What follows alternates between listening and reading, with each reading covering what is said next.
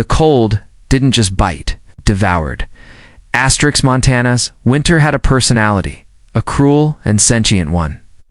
And on the platform of the near-deserted Cedar Junction station, it was feasting. Elias Thorne, whose family's cattle empire spanned horizons, and whose name was etched on half the buildings in Billings, pulled his shearling collar tighter, his breath pluming in the ghostly light of a single overhead lamp. He was there on a whim.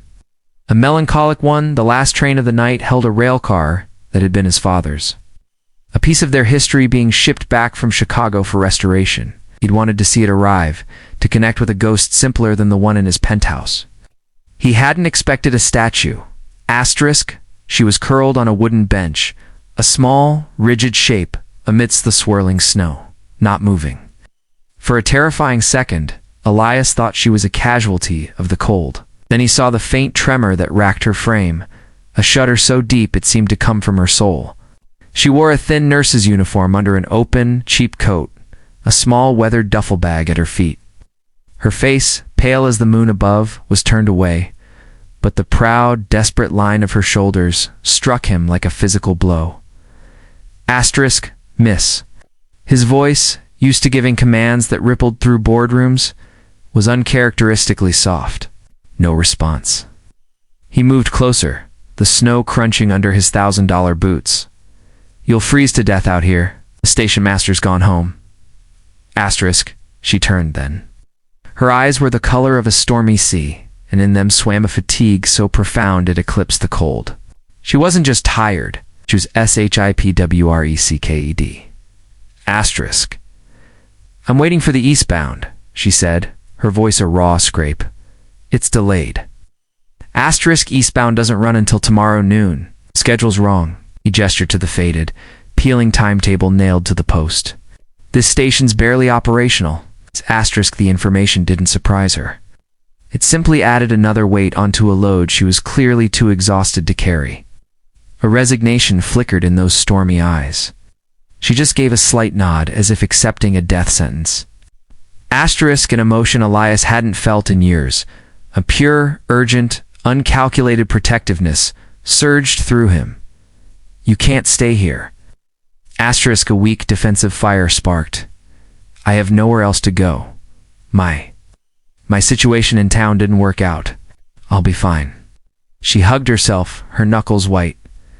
Asterisk, you'll be dead, he stated, the rancher in him dealing in harsh realities.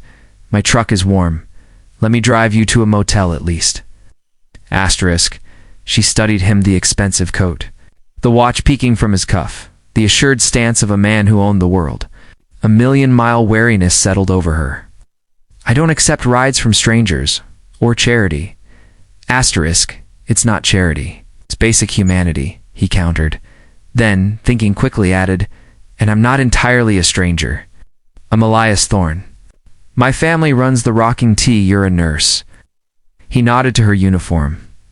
Asterisk was, she whispered, the word final. Lena Vance. Asterisk, well, Lena Vance, he said, pulling off his own scarf, a luxuriously soft cashmere. And before she could protest, he wrapped it around her neck. The gesture was intimate, paternal. The warmth held his sensaddle leather and cedar. Consider this a professional courtesy. I've got a heifer ready to calve any minute back at the home barn, and my foreman's hands are like hams. You look like you know your way around a crisis, a warm bed and a hot meal, in exchange for a veterinary opinion, a trade. Asterisk, it was a lie. The cattle were all wintered in perfect, automated comfort, but it was a lie that gave her dignity. Saw the calculation in her eyes, the peril of the cold versus the peril of the man. The cold was winning.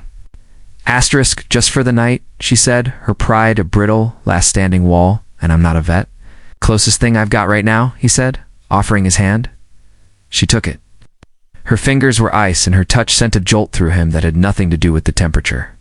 The Thorne Ranch house wasn't a lodge. It was a kingdom of timber and stone, roaring fireplaces and panoramic windows overlooking snow-dusted mountains.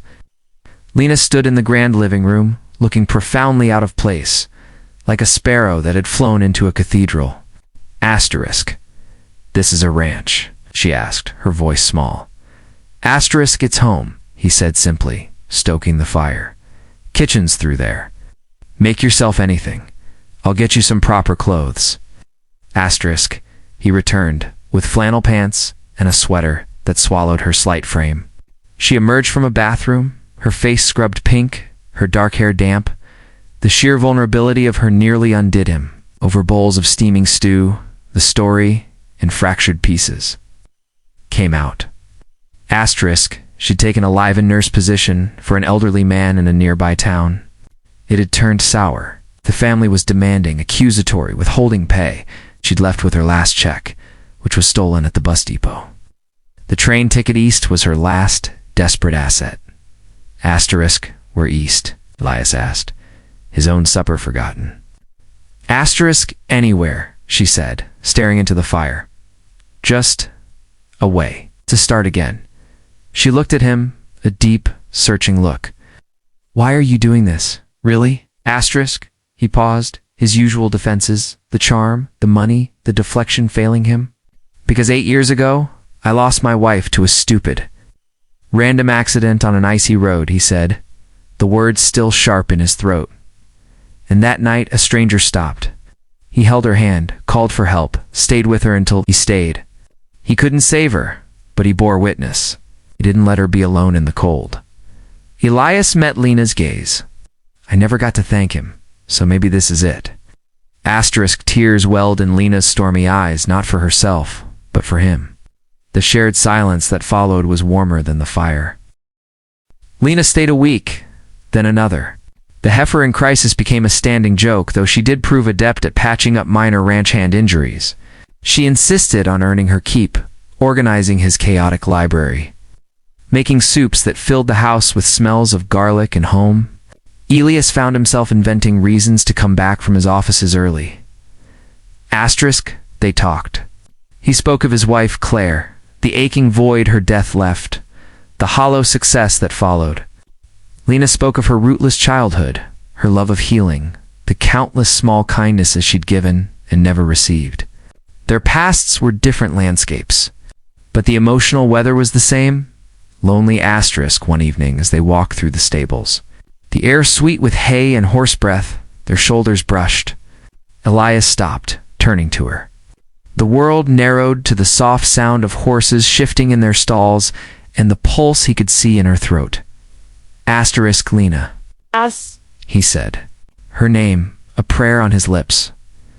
Asterisk Elias, don't, she whispered, but her eyes were on his mouth. Asterisk, I have to. He cupped her cheek, his thumb stroking her chilled skin. I'm falling in love with you. I think I have been since I saw you on that bench, a statue of sheer will. Asterisk, a single tear traced a path down her cheek. You don't know me. Not really. Asterisk, I know your courage, your kindness, the way you hum when you think no one's listening. I know enough. Asterisk, he kissed her then, a slow melting kiss that tasted of hope and salted tears. She kissed him back, her hands fisting in his shirt as if he were a lifeline. For the first time in a decade, Elias Thorne felt the permafrost in his heart crack wide open. Asterisk, their love story unfolded like a frontier fairy tale. The reclusive millionaire cowboy and the angelic nurse he'd rescued. The press ate it up when they were seen together at a charity hospital benefit, Elias funding a new pediatric wing in her honor. The romance that thawed a billionaire's heart, the headlines read. They were married in the spring, on the ranch, under a limitless blue sky. The photo of them kissing, Lena in a simple lace dress, Elias in his best suit, his Stetson tilted back, went around the world. Their love story made history. Asterisk, for 2 years, they were the embodiment of a second chance. Lena brought life back to the grand house, laughter to Elias's life, and compassion to his philanthropy. He adored her with a ferocity that stunned him. She was his sunrise. Asterisk. The twist began with a whisper, a ghost from a past she'd thought she'd outrun. An old newspaper clipping sent anonymously to Elias's office. A photograph from a small city paper 15 years prior. A younger Lena, her hair different, but her stormy eyes unmistakable, standing beside a manna doctor, according to the article. The headline, local nurse lauded for care of terminal patient, Elias, puzzled, showed it to Lena that night, thinking it a sweet relic. The color drained from her face so completely he thought she would faint. What is it, darling? He asked, concerned. Nothing. A sad case. From long ago, she stammered, her usual composure shattered. But the seed was planted. A private investigator, hired by a jealous business rival hoping to find dirt on the pristine Lena Thorne, delivered a thicker file to Elias a month later. It wasn't just one article. It was a trail. The doctor in the photo was Dr. Alistair Vance, Lena's husband. The report was a cold, factual narrative. Lena Vance, devoted nurse, married to the brilliant Moch holder Dr. Vance. He had developed early onset Alzheimer's. She had been his sole caretaker for 5 agonizing years. He had died, leaving her a modest life insurance policy. The policy had been paid out. A year later, she was in Montana, freezing on a bench. Elias confronted her in the library, the room she had once brought to life now, feeling like a tomb. He threw the file on the table between them. You were married. Lena closed her eyes, a slow, pained blink. When she opened them, the storm was there. But now, it was one of anguish. Yes. You never told me. You let me believe you were alone, that you had no one. I was alone, Elias? She cried, her voice breaking. For 5 years I watched the man I loved disappear piece by piece. He forgot my name. He forgot his own. He'd look at me with the eyes of a terrified stranger. I buried him long before he died. That woman on the bench. That was all that was left. But the money? The insurance. His voice was hard, the betrayed businessman surfacing. Gone, she said, defiance edging her despair. Medical bills, loans, care facilities. It evaporated. I left with nothing but my uniform and a bag of memories I was trying to outrun. He wanted to understand, but the deception burned hotter. Why lie? Why not just tell me? Tell you what? She shot back, tears streaming freely now, that my last great love ended in a slow, ugly tragedy. That I was a professional widow before I was 30. You wanted a fresh start? You saw me as this symbol of hope, rescued from the cold. How could I be that if I was already a ghost, haunted by a different kind of winter? Her words hung in the air, the devastating truth of them settling over him. He had fallen in love with a fragment, a version of her stripped of its heaviest history, and she had loved him with a heart still bleeding from a wound she'd hidden. I love you, Elias, she whispered, her strength finally gone. What I feel for you is the most real, the most alive thing I've ever known. But I came to you frozen solid, inside and out. I couldn't bring the corpse of my past into your new spring. The unforgettable twist was not a villain, not a secret child, not a malicious scheme. It was the profound, heartbreaking weight of a love that had come before. The love story that made history was built on the unmarked grave of another. Elias looked at the woman he loved, truly seeing her for the first time, not as a rescued angel, but as a fellow survivor. Scarred and weary from a war he hadn't known she'd fought. He crossed the room, the anger dissolving into a chasm of shared sorrow. He didn't take her in his arms. He simply sank into the chair opposite her, their knees almost touching. The gulf between them was no longer one of deceit, but of unimaginable grief as from a loss that was sharp and clean, hers from one that was long and torturous. Tell me about him, Elias said, his voice rough with emotion. Tell me about Alistair.